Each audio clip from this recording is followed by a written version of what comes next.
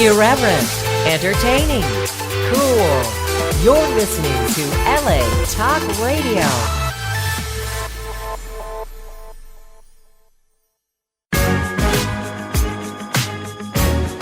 You're listening to Soul Sisters Radio with Bridgetta and Gail, only on LA Talk Radio.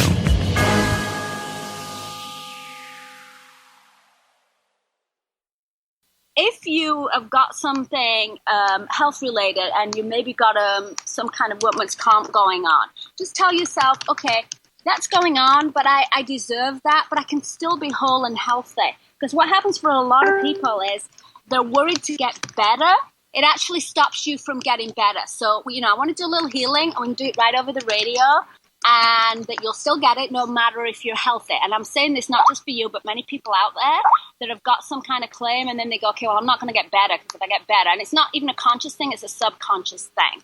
All right? So I do feel like you've got money coming. Don't put too much energy in it. Kind of separate yourself. Go on with your life. Don't get sucked into that dark energy. Just say, I trust my attorney. He's going to do his job. It is going to work. It is going to be a lot longer than you expected. But right now, we want to just heal you and what's going on with you. And a lot of it is other people's stuff that you brought in.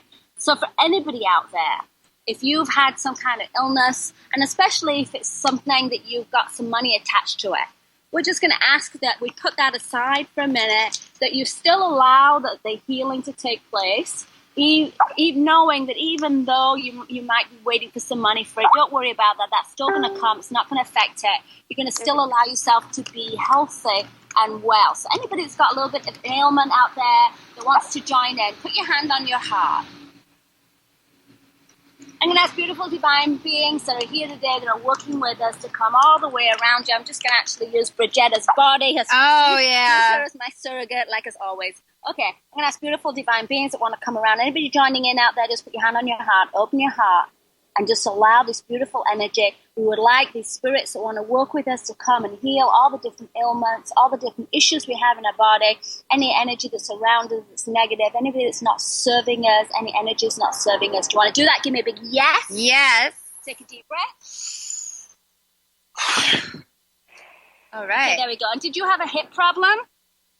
No, but I have... That's me. You're picking up on. That's me. I felt some pain in the hip leaving, so that was me. That was you. Okay, good. And usually, if you've got hip problem or knee problem, and I felt it on the right hand side, which is more emotional. That's actually where mine is. Yeah. Okay, so if you have an issue of stuck energy there, it's also not allowing you to move forward in life as well. Okay, so you're not getting through it emotionally. It's something anyway, it's released, Bridgetta. So all right, good. You're good now. Shoot, we've had a lot of releasing recently. So thank you for calling in. Thank you. Our guest should be calling in a couple minutes. We've met some fantastic people this weekend. There's a great shaman that came over. I had this epic day yesterday. It was just really wonderful. A friend had brought this guy over to me who walked over and hold on one second. Oh. We're actually sitting at the pool, so people are just walking by, so I'm kind of getting distracted. Sorry. People are wondering what the heck we're doing here. Yeah. They're all looking like, hey, can we get in on the action? Yeah. So anyway, if you guys are listening in, we're not going to take callers until our guest calls in. And then while he's on the phone, we're not going to take callers while he's in. We'll do it after. So if you guys want to call into the show, just please wait until like 10:40 or so, and we'll continue those calls. But anyway... Can they ask questions? Can they ask him about the afterlife? He just doesn't want to do live readings. Well, I don't think we should do live readings. Okay. And I guess they could call in and ask questions, but we're not going to do any live readings. Yeah.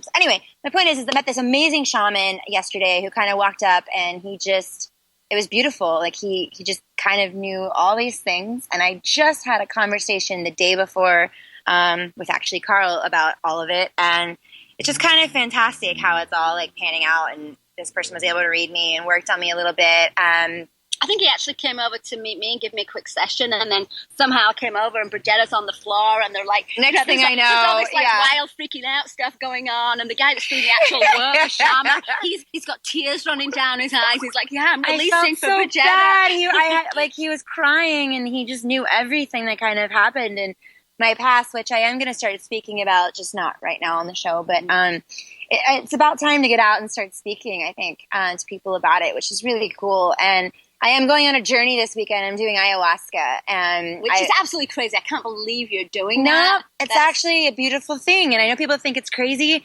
And I was really prepared to doing this. I've been asked a couple years ago. It's been calling to me to kind of do, and basically, I've been wanting to do it, but I was a little scared of it, and now I feel like I'm ready to go ahead and do Aya. And then someone gave me some fears, though, with it. And you said some things. A lot of people say some things, but that's not – I'm in a good space now, and I don't want to hear anything negative at all from anyone. I just want all the positive because I know it's going to be an amazing experience, and I'm able to release a lot and speak to my higher self. So on Monday, it should be an epic show, which may – I have no idea what my experience is going to be like. I have an idea, but I must say, everybody I've talked to that's done ayahuasca just talked about how amazing it was. Yes. But, I just don't like the idea of, throwing up. I mean, that's the worst. If you look at it, you're getting rid of whatever in your body you need to release, and look at it okay, yes, get this out of me. Thank you, Mother T, Mother, that this gift that you're giving me to release this out of my body and get it out.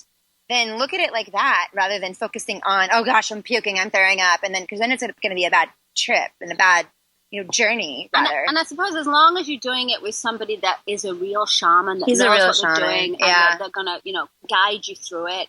They're they're doing a whole heart opening ceremony and drum rolls, and there's several people that are going to be around, and it's not just me, there's a bunch of us that are going, and I'm really excited about it. It's up in the woods.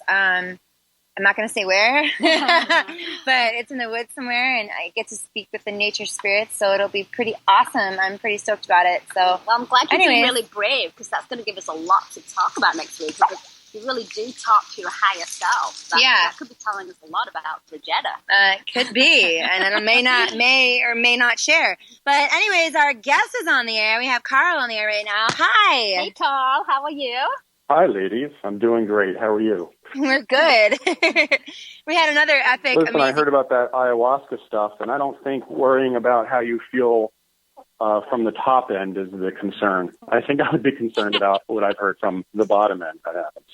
Oh, so I might be pooping myself. Well, Spike's in the woods. I'll put him in the woods. I'll bring a couple pairs of underwear. Maybe I just wear a dress and no underwear. If it just comes out, it comes out. I'll bring a roll of toilet paper with me. All right. Oh, gosh. Right. So that's a great way to start. Thanks for that. I appreciate that. So anyways, we were kind of talking a little bit about you, that you're a medium, and and Gail is too, and we wanted to kind of tap into is, people have different ways that they talk to the other side, and different views on their opinions of what they see the other side is like. So I guess kind of maybe tell us a little about what you do, and we'll go from there. Sure, absolutely. I truly believe that there are so many different ways to approach and practice mediumship, probably just as many as there are mediums. I don't necessarily think there's a right way or a wrong way. There's your way. And if you make it part of you, then it comes from, an organic source. So as long as it's true for you, then, it's going to be its most pure form for you. Mm-hmm. How do you do it, Carl? How do you get into that space? Yeah, do you have to prepare to kind of be in that space? Well, listen, I'm your atypical medium, I think. I don't know if most mediums come from the heavy metal Harley riding background, so which I can I think point is of fantastic. fact tell you. I do. I agree. It's just another way of showing that, I like that you too. don't have to fit a certain mold to do this work or to even have these abilities heightened. The only thing I do is quite simple, and it changes each time because I have to take my current state of mind into consideration. Where is my busy mind? Did I have a stressful week? Did I have a stressful day? Or am I relatively at peace today? And it really changes how I prepare. I never sit down with the stereotypical legs crossed and I mean, I'm listening to music that I can get lost in. Anything that helps me get out of my conscious overthinking mind significantly helps my connection to perceive those on the other side. And I promise you that I had heavy metal blasting in my ears prior to my last session.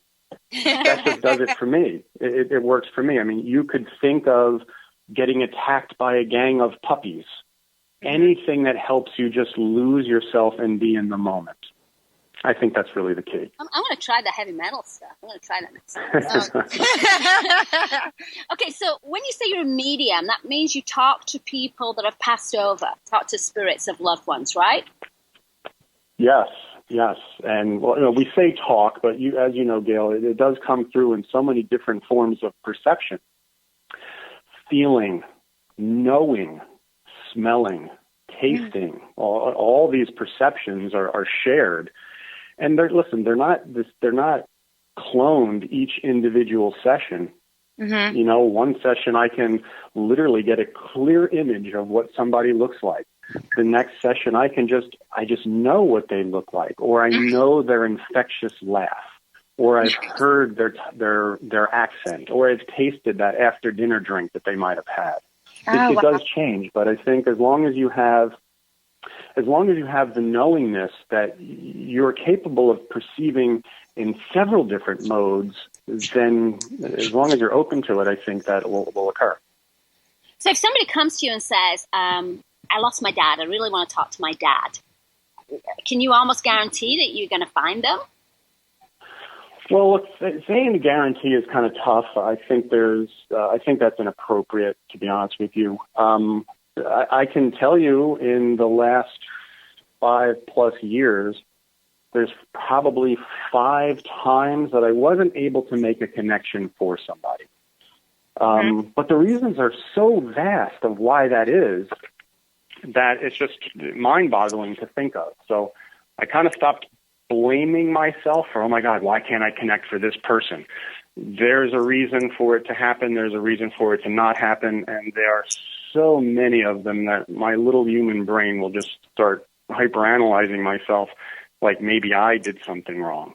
But as you know, if the person's energy is off, if they're in a very closed state, and if they're expecting to hear the magic words, like, what did I say over my father's coffin, and then I'll know that you're real, then they're coming into it with really a fixed set of expectations, and they're being closed off as much as they're there volunteering their time, but they're being closed to perceiving or hearing from anyone or anyone does tend to make things a little bit more challenging. Mm-hmm. But thankfully, in about 5 years, there's 5 people who I was not able to be their medium at that specific time. So when you do a mediumship session, do you concentrate on one person they want to talk to, or do like several people come in? How does that work? Or do you just like allow whatever comes in to come in? Well, I allow whoever is connected to that person in spirit to step forward almost. It's a merging of souls. Who is it that I perceive the strongest? And as long as I put myself in a place of surrender and being open to who it is that I perceive, I am typically able to make the connection with that person that they desire to hear from the most. I'm typically able to know, and I'm sure it's shared with the person in spirit, who they're with, who joined them, who met them in spirit, what family members are they there with. That is pretty common for my sessions. So I used to go into it with, I'm going to connect to this one person. Mm-hmm. But it seemed, and it felt feeling so closed off, that I didn't even know that I was closing myself off to the other people. I sit there and tell my clients to, listen, be open to anyone who comes forward. But if they say, listen, I really want to connect with Dad, then I'm hyper-focused on Dad, and I'm not doing what I'm telling them to do. Be open to whoever is willing to step forward. What happens if Aunt Sally wants to be the first spirit communicator, and Aunt Sally is going to be the person who brings through Dad? So the medium themselves has to be open to who's stepping forward. Okay. At least that's my belief. And do you believe that when people pass, they're all able to communicate and come back? That was going to be my question too, actually. Yeah. We're psychic. I know. And I want to ask too, like, these are 2 questions in one, I guess. When they do pass, have you ever been able to talk to them about what it's like and what they see when they do pass, or what it's like on that side that they're on? Have you ever had like conversations with them about that? Well, I can tell you, listen, I'll be honest. I've tried to ask. I just don't get answers for that. Because I think, and again, this is just my opinion, I believe that that person that I'm connecting to in spirit is there for their loved one. I just happen to be the medium that can translate that non-physical language into a physical language to at least show that there's a continuation of life to their loved one who's here on the physical plane. Mm-hmm. Now, when I start asking questions, that's just for me and my knowledge. I don't know that it serves that person in spirit in connecting to their loved one who's there. So I have never received an answer. I have received and feel and know what they're doing on the other side. And usually I've found and verified from the client that it usually follows a passion that they truly had here on the physical plane. Now, in my mind, I don't imagine that, they're there in this etherical body, finger painting or oil painting and actually doing it like we would. But if we have the understanding that it's all energy anyway, and it's just a different form other than a physical plane, then I believe that they carry their passions with them. So I know what some people have done or are doing, but I don't know what it's like there. Maybe in about another 50 years I'll know, but I don't know right now. Like, what's heaven like? Is it like a Christian? Do you see Jesus? Or what if they're not Christian? What if they're, do they see Buddha? What do they see, depending on what religion they are? I don't have that answer for you, Gail. I really don't, because that has never come to me through in questions that I've asked. Every time that I've asked, I can tell you, the impression that I get, the thing that feels most real to me, is a much higher sense of knowing, a sense of connection that we could never experience here on the physical form, a sense of unity and a sense of oneness that here in the physical plane we spend so much time being so separate and different from each other that I do not get that feeling from anyone that I've connected to in spirit. And Carl, do you ever get tired, drained? Does it ever take too much? Because I know I actually quit doing private sessions like this because it is. I mean, I got the point where I couldn't remember things in my daily life. Does it ever affect you in any way from kind of overdoing it? Well, I'll tell you, I get more drained from repetitive psychic readings than I do from mediumship sessions. I do limit my sessions. So I'm not doing 10 sessions a day. So the short answer to your question is, yes, it does affect my energy level. That's why I limit my sessions, to 5 or 6 per day, because I need to be fresh for the next person. If you didn't get a good night rest as the medium, my day might be rough tomorrow. It might be, my energy level might be a little lower tomorrow. My connections might be a little bit more challenging. My energy might really be sapped by the end of the day. So experience has told me to, literally limit the number of sessions that I do per day. And I think my magic number right now is 5 or 6. Any more than that, and it's not that I'm physically tired, it's just that my brain is just so out there that I just feel, I feel a little loopy for a while. Yeah, I know exactly what you mean. Yeah, do you ever feel like you don't remember things that you've said in a session? Well, that's so funny that you say that, Gail, because I have repeat clients, and I'll know. I know that I've seen them before, but for the life of me, I can't imagine what we talked about. I have no recollection for the most part. Now, listen, there are sessions that I believe that I will take with me to the grave. There are some that left a everlasting feeling or an everlasting impression that I'll remember them as if they've just happened. But I can tell you 95% of my sessions, I don't know if I would remember it the next day. Yeah. Because it's not, it's in my opinion, that's probably because it's not my stuff.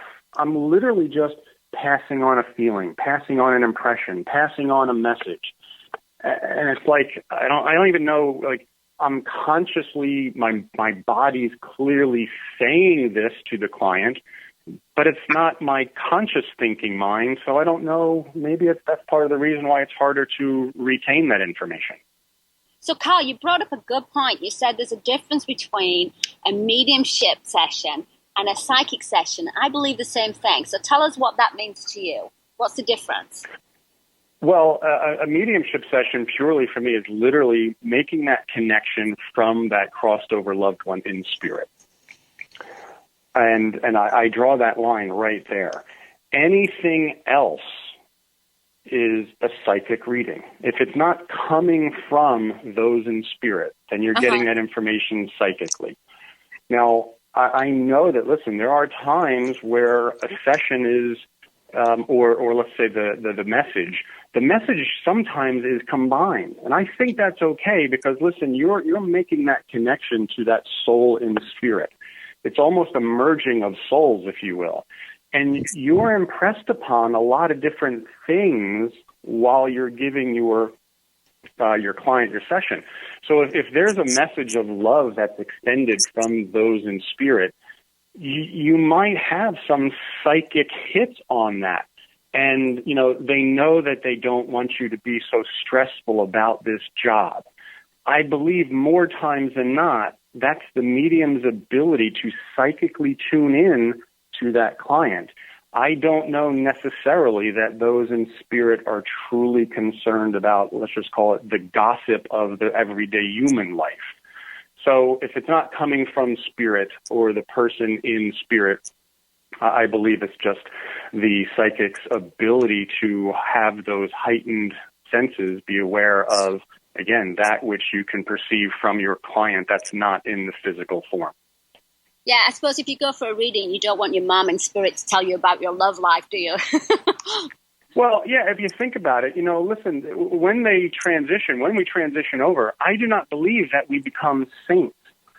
If we have the ability as mediums to describe the personality of the person in spirit when they were here in physical form, the only thing that I believe that changes is they might have a much higher viewpoint on things. So instead of looking at things from 1,000-foot perspective, they might look at things or get to look at things at 100,000-foot perspective. But they don't become perfect saints. I believe that's an evolution in and of itself worthy of a whole other conversation. I guess, my question, I have an interesting question too. Watch out, there's a bug on you. My question is too, and this is, I don't know if you can even answer this, but they say we pass over and we are these souls, these higher souls. And so when we cross over, do we know, and I guess this is a question that you have to have a conversation with your own people about versus you reading someone, but do they know, do they recognize what their life mission was or their life path was, or, or are they in a higher space, or are they just, when they're coming through, they are just appearing to you who they are so that you can relate to a reading? I guess is the question. Have you been able to relate to them besides just doing a reading? Can you relate to them? Have you been able to talk to anyone on the other side who can tell you more into what it's like or who they're like once they cross? Well, I can answer that the best way that I can. I don't know if it will truly answer your question, but I can tell you that I've had sessions before where I know that someone had some of their lessons learned, and some where they have seen and shared opportunities in behavior that could have been modified, and they could have learned some things, but did not. And okay. I think that the humanness of free will comes into that. We have so many choices of doing things. I believe that our soul comes here with a mission to learn things. But part of that navigation is now dealing with a vehicle/vessel/ the human body and human brain who has the ability to steer off course simply because of free will. Mm-hmm. Where these intuitive hits, which could be your own soul screaming out to you, hey, paint this picture, hey, write this book, because that is the true source of inspiration, and that is your intuition speaking to you. But you can make that logical decision of free will of saying, I don't feel like doing that. Right. So, Carl, if somebody comes to you and they say, okay, I want to know about my career. I'm at a crossroads, take this or do that. What do you do? How do you tap into their guides, or what's the process? Listen, I can tell you, I don't believe I tap into their guides. I believe it's still a connection from one soul to another. However, I'm connecting with this living person who's still here in the physical plane. I'm able to hear, feel, see, sense, smell, taste everything around them. And I believe that I am sharing with them that which I can perceive, which is their true path, their true calling. If someone is in an analytical world, I'm going to give you just an extreme example so you can better understand what I'm trying to describe.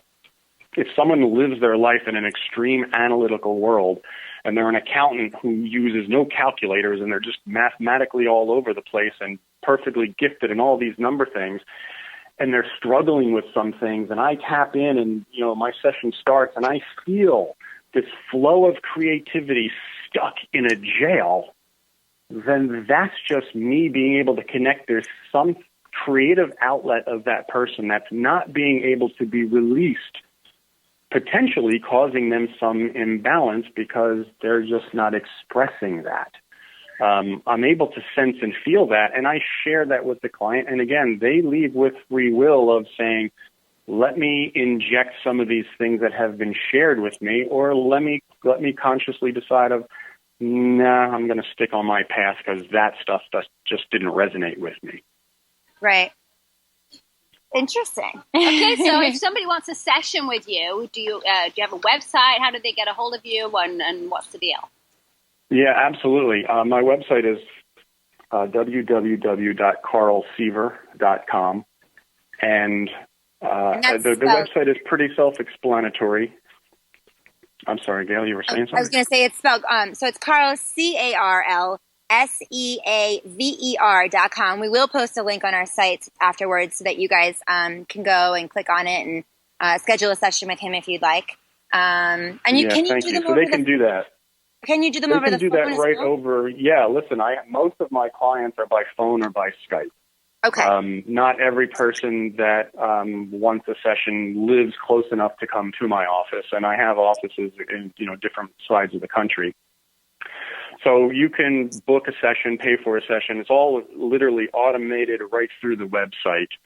And the majority of my sessions are phone or Skype. Now, I put Skype on there because I do have international clients, but my preference, and I'll explain briefly why. My preference for phone is I don't get to / have to see the person. Yeah. Not that I don't want to see them, but most times I'm not making eye-to-eye contact with my client when I'm doing this work anyway. I kind of need to be above their head and out in my own space doing this. And if I see them, my conscious mind is now aware this person looks like this and is, I'm going to politely say, as good as I think I am, my conscious mind is going to be now part of the equation of why am I feeling this way, especially if I'm trying to connect with somebody in spirit. Why am I feeling this particular type of person, yet I'm seeing another type of person? It almost gets in the way of the true connection. Mm-hmm. But I do that for international clients more so than domestic. But I do all of those, phone, Skype, and in person. And I have a question I kind of want to touch on briefly too, because we talked a little bit about it, but I feel like a lot of people out there assume to be spiritual or to tap into this realm that you have to act a certain way, be a certain way. Again, like you're a Harley guy, you listen to rock music before you do this.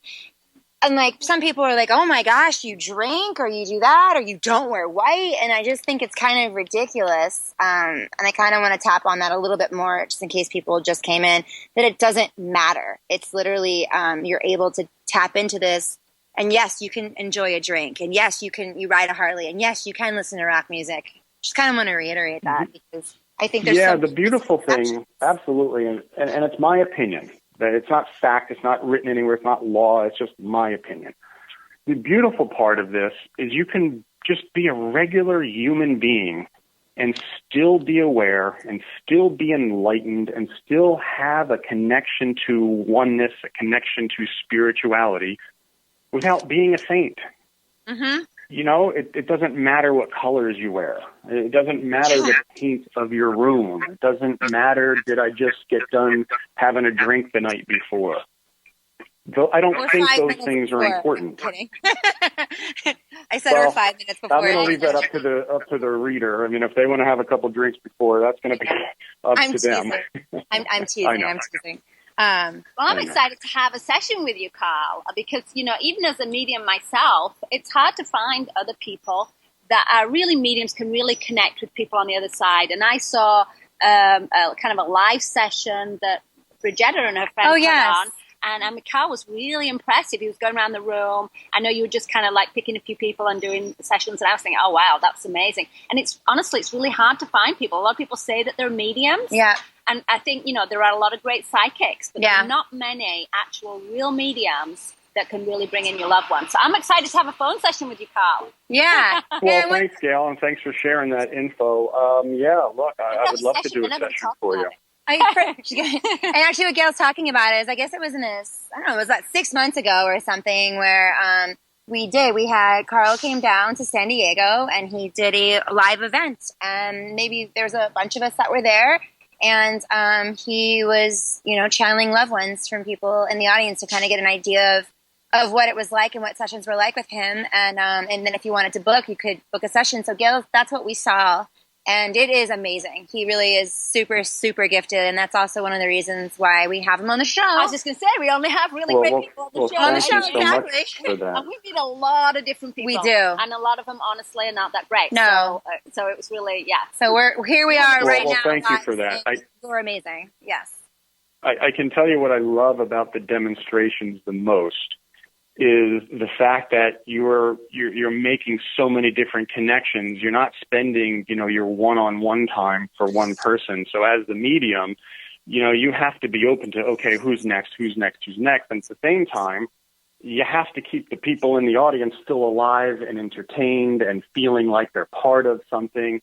Right. And sometimes that's not the easiest thing to do. It's not exceptionally easy to get up there and put yourself in a vulnerable position to say, hey, I'm going to talk to these dead people and, you know, you're going to listen. What I like the most about it is being able to share the evidence of this is what I know about this person in spirit. And then when you get the affirmation or the enthusiastic, yes, that's exactly how they are, and that's when they passed, and that's what they looked like. So you get that live feedback of the evidence. And even if someone didn't get called upon and they're in the audience that day, they still get to walk away knowing that there is a continuation after this. We just don't end up in the ground and that's it. Life moves on. It carries on. It's just a different form. So, I mean, that's why the work is important to me. For those that, you know, because I have some people that are writing in and they're asking if you could tap into things. And I've made it, we're not doing any live readings today. But basically, what do you say to people, I mean, to give them some hope? And there is life on the other side. Do they come back? I mean, I guess that's a whole other question. Do they come back? Do you personally believe in past lives? And do you think that some do come back? Or have you been able to ask or perceive that in any way? Well, I'll tell you my opinion.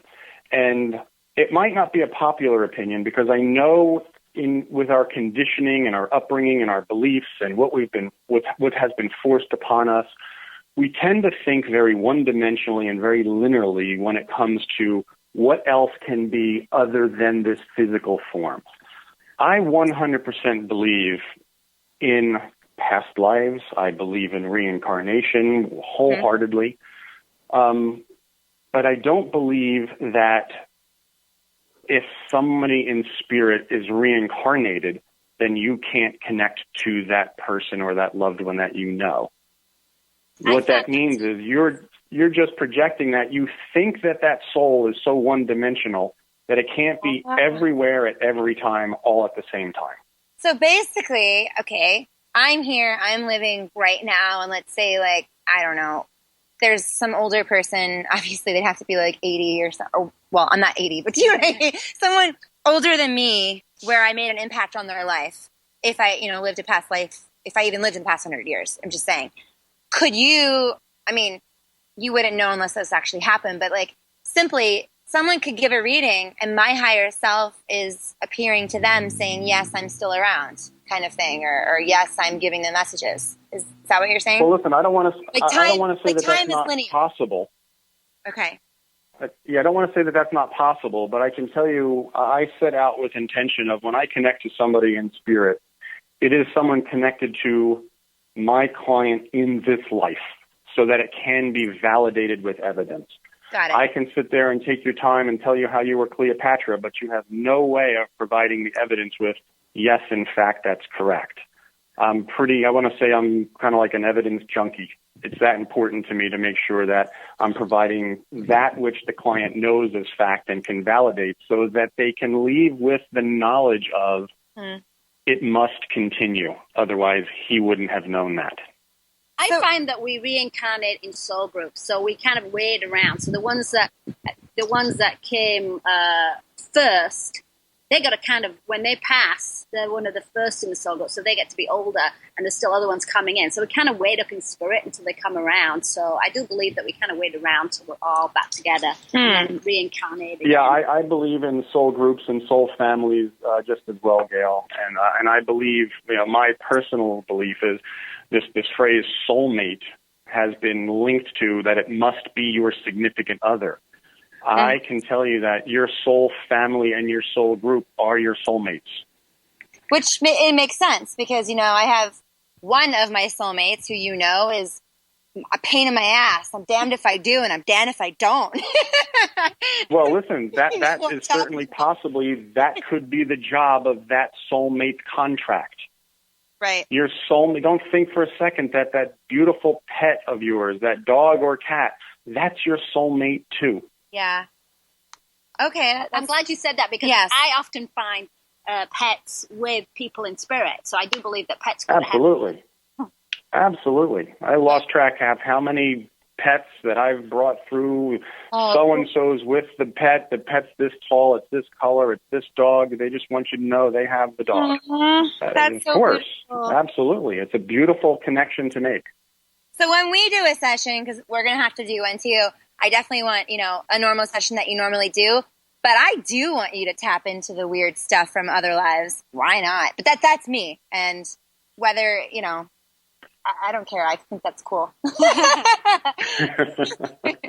Just like, I was Gail's grandmother. You were? Yeah, well, because her daughter, okay, so her daughter is actually... It's funny that Gail doesn't know that. Well, we talked about this before. Well, Gail's daughter bosses her around. Yeah, my 10-year-old thinks she was my mother in a past life. And it's just so funny how this happens. Like, she bosses her around, and then I'm always getting in the middle between those two, kind of saying, excuse me, wait a second, this isn't okay. But her daughter actually listens to me. I think her daughter was my daughter. Yeah. And that Gail was hers, and I feel like you'd be my grandma. I'd be your grandma. And exactly. And we've You're a hot grandma. I know, I'm a hot. And I'm on the same page that all of this is 100% possible, but the only thing I would politely do is remind people, listen, you've contracted yourself to come back as my daughter this time, so let's act like one. Exactly. Well, don't say that to me because I do that to my mom. I boss my mom around, and she laughs all the time. She's like, yeah, I know. I must have been her mother the last lifetime or whatever, but it's so I get it. But anyways, thank you for enlightening us with all of this. Our show, we're only 2 minutes away before the show ends. I didn't even realize, but my true pleasure. Absolutely. And it was great seeing you guys again. It was. The last time we saw each other was in San Diego, and maybe we can run into each other more than once a year. Absolutely. I completely agree with that. And Gail's going to look forward to doing a session with you. She's dead serious. She wants it tonight. Sounds great. Anyways, talk soon. We'll post the links, carlseaver.com. Thank you. And I just want to mention... You're welcome, ladies. Bridgetta was showing me some downward dog poses this morning on the beach and practicing her partner yoga teaching on me.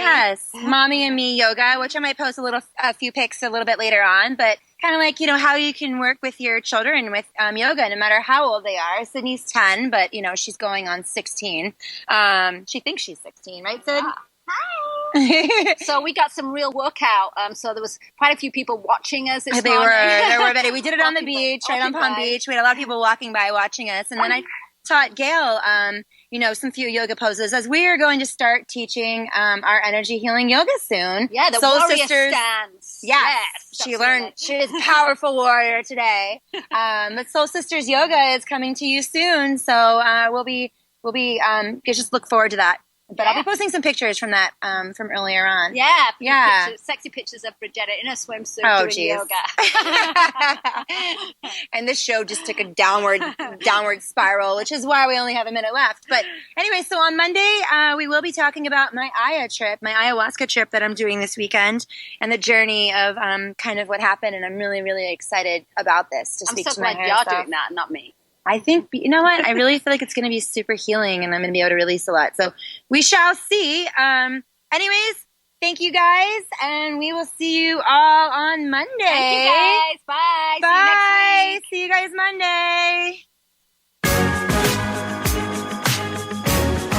You're listening to Soul Sisters Radio with Bridgetta and Gail, only on LA Talk Radio.